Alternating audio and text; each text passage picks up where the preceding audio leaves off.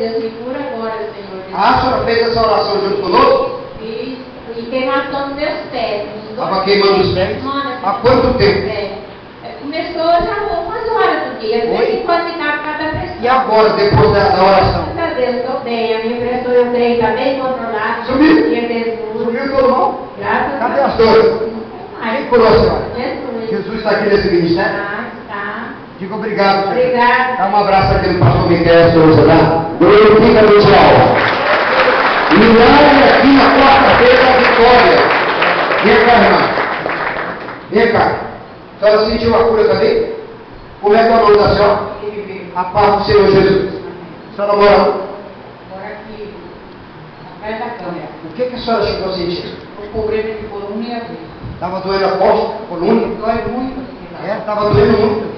E a vista estava enturvada? Tudo passado. E agora, depois da oração? E agora, depois da oração? Melhor. Está sentindo melhor? Cadê a dor na coluna? Sumiu.